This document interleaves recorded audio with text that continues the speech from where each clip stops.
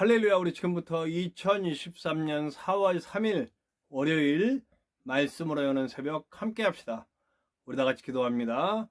하나님 감사합니다. 우리 고난주간이 시작되어 이제 고난주간 첫날을 하나님과 함께 교제하며 말씀을 나누며 주님의 십자가와 주님의 우리를 당해 당하신 고난을 묵상하며 깊이 주님과 교제하며 하루를 시작하고자 합니다.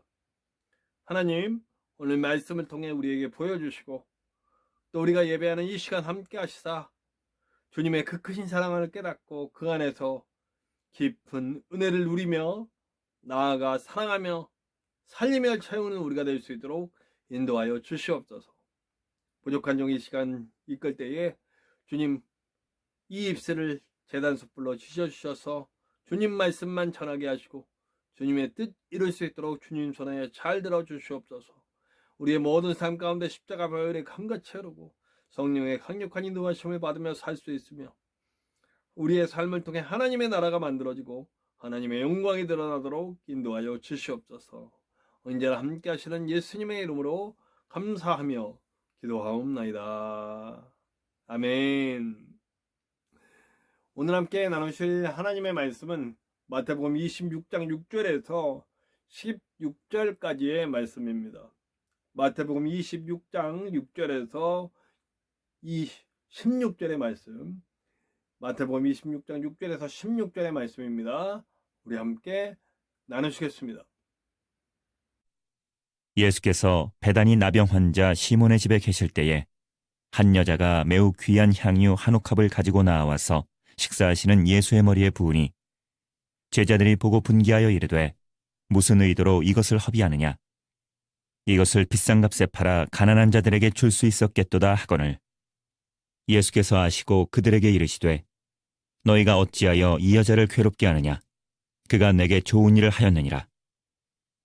가난한 자들은 항상 너희와 함께 있거니와 나는 항상 함께 있지 아니하리라. 이 여자가 내 몸에 이 향유를 부은 것은 내 장례를 위하여 함이니라. 내가 진실로 너희에게 이르노니 온 천하에 어디서든지 이 복음이 전파되는 곳에서는 이 여자가 행한 일도 말하여 그를 기억하리라 하시니라. 그때에 12 중에 하나인 가룟 유다라 하는 자가 대제사장들에게 가서 말하되 내가 예수를 너희에게 넘겨주리니 얼마나 주려느냐 하니 그들이 은 30을 달아주거늘 그가 그때부터 예수를 넘겨줄 기회를 찾더라.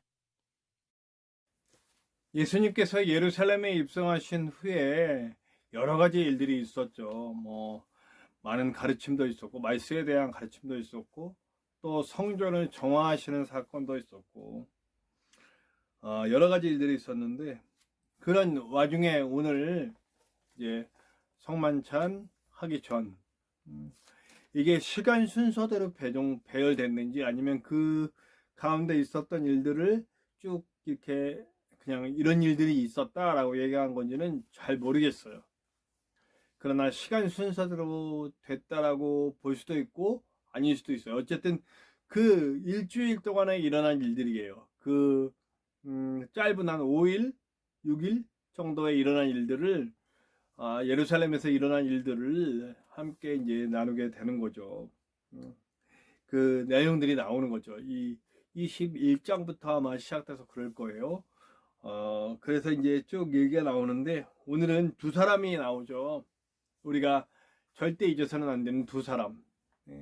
첫 번째는 우리 막달라 마리아라고 분명하게 요한복음에 표현이 돼 있고 그리고 예수님을 위해 자기가 결혼을 위해 준비했던 예물을 예수님의 붓는 사건이죠. 오늘 말씀 마태복음에서는 머리에 부었다 이렇게 얘기하고 있는데 아마 온몸에 부은 것 같아요.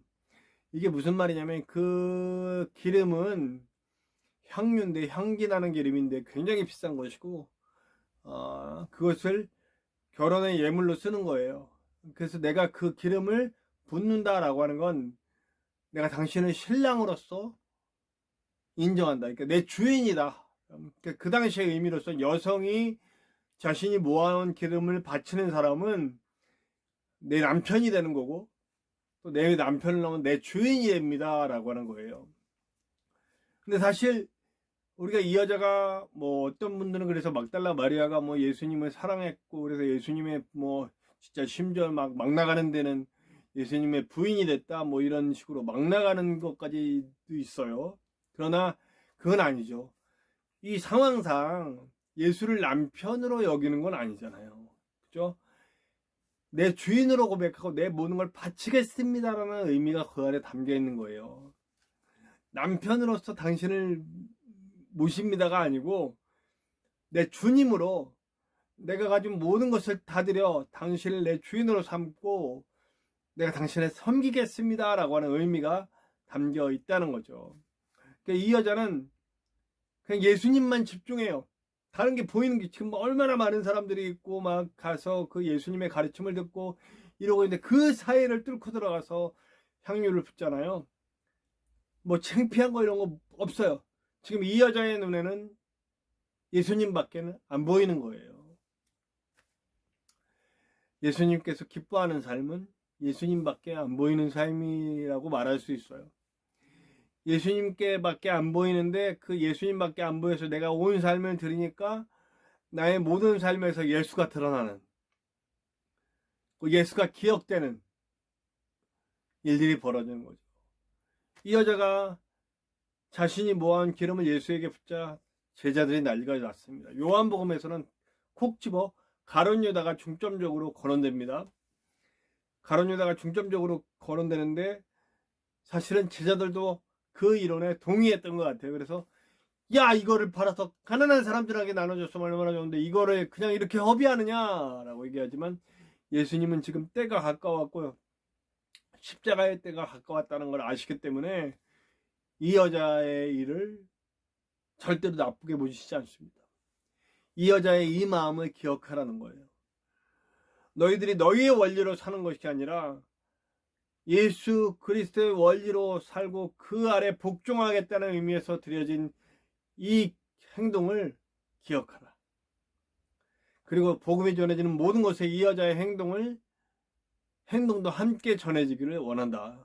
그래서 실제로 복음이 전해지는 곳에 이 막달라 마리아 혹은 어떤 여인이 했던 이 행동들의 그 동기에 대해서 모든 그리스도인이 따라가야 한다는 것을 이제는 우리가 알죠.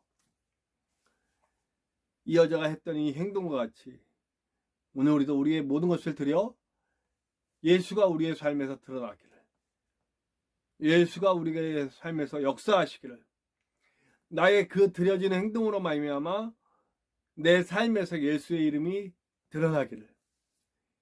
이걸 또 목사님들은 잘못해서 교회에다 갖다 바쳐라.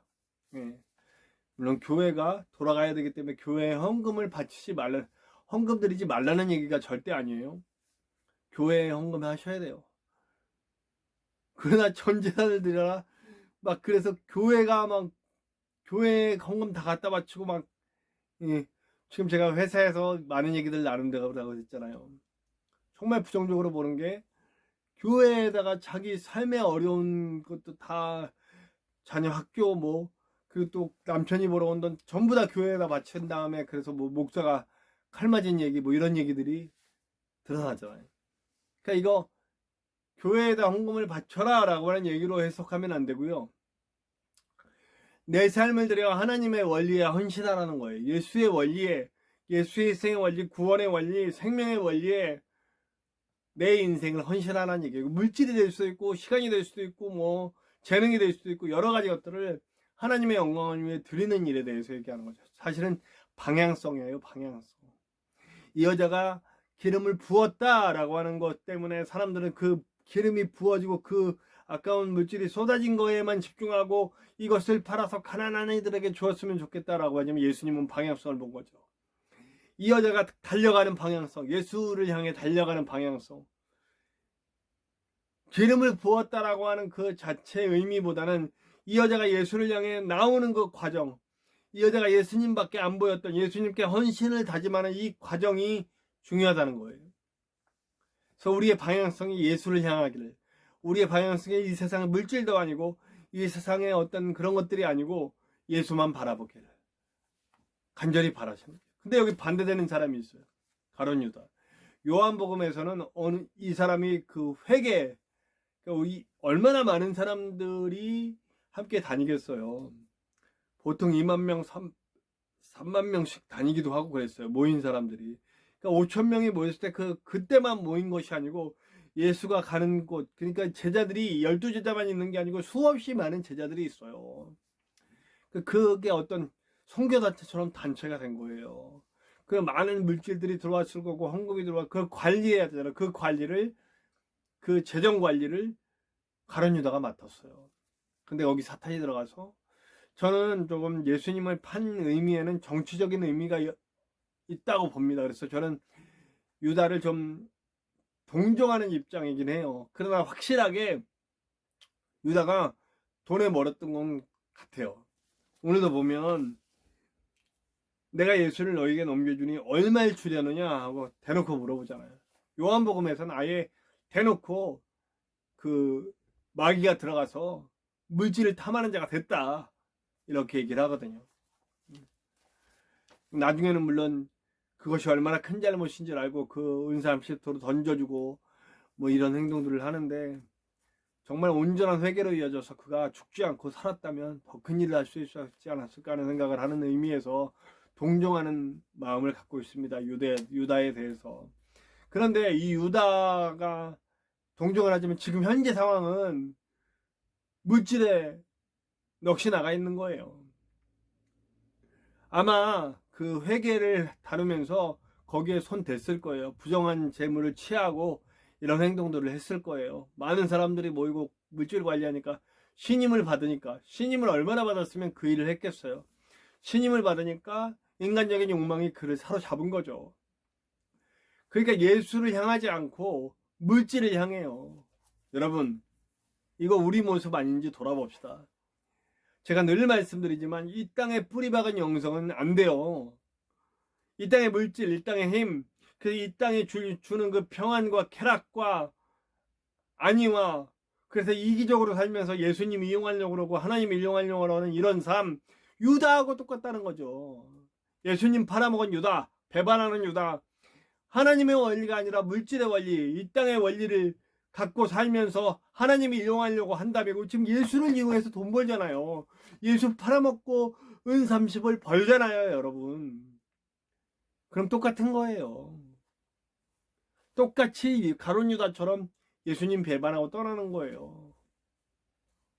우리는 어떤 삶을 살지 정해야 됩니다. 고난주간이에요.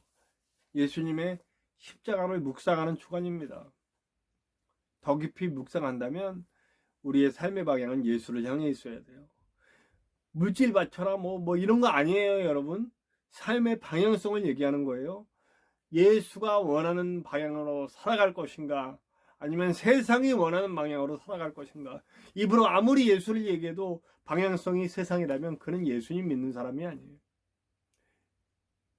그러나 단 한마디도 예수님의 얘기를, 물론 단 한마디도 예수님 얘기하지 않고 예수님 믿기는 힘들어요. 어쨌든 삶의 방향이 예수만을 향해 갈 수 있는, 예수 그리스도의 십자가를 향해 갈 수 있는 사람이 된다면, 거기 굳이 예수님, 하나님 사랑해 어쩌요 이런 말 없어도 이미 중심이 하나님을 향하고 있기 때문에 하나님이 기뻐하시는 사람이라는 거죠. 선택합시다. 어떤 길을 갈지. 부디 저와 여러분은 이 여자가 예수님만 바라보고 나갔던 것처럼 그 방향으로 갈 수 있는 저와 여러분들 되시기를 간절히 축원합니다. 우리 함께 찬송해요. 찬송가 211장이에요. 값비싼 향유를 주께 드린. 함께 찬양합시다. 찬송가 211장이에요. 값비싼 향유를 주께 드린. 함께 찬양합시다.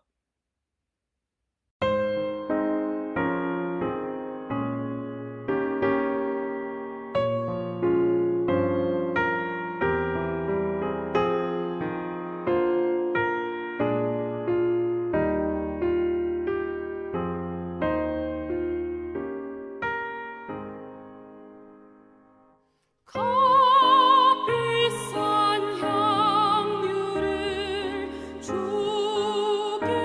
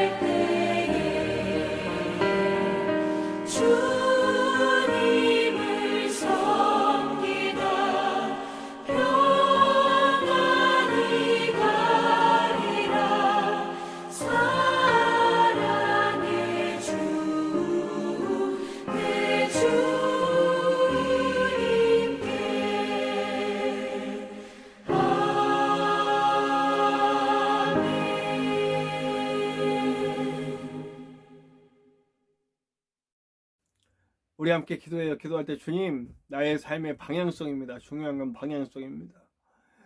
이 여자처럼 예수님만 보고 나아갈 수 있는 향유를 드린 여인처럼 예수님만 바라보고 나갈 수 있는 우리가 될 수 있도록 도와주시옵소서. 함께 기도합시다.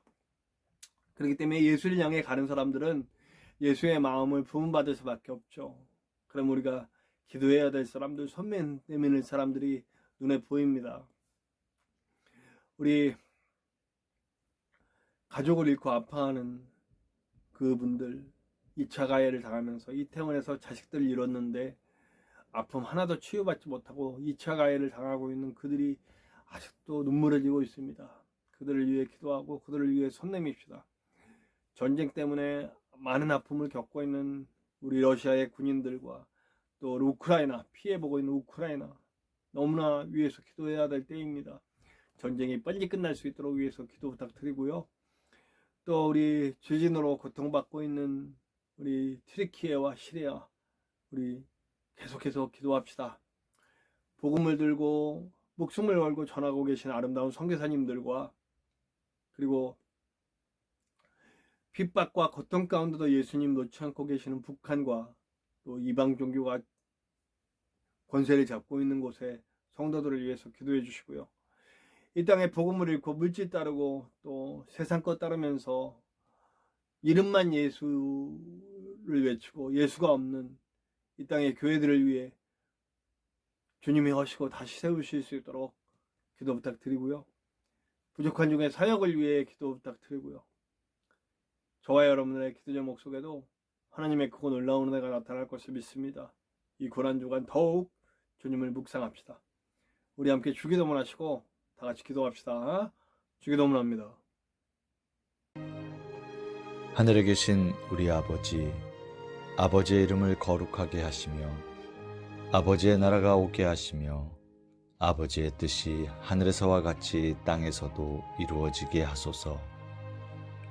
오늘 우리에게 일용할 양식을 주시고 우리가 우리에게 잘못한 사람을 용서하여 준 것 같이 우리 죄를 용서하여 주시고 우리를 시험에 빠지지 않게 하시고 악에서 구하소서.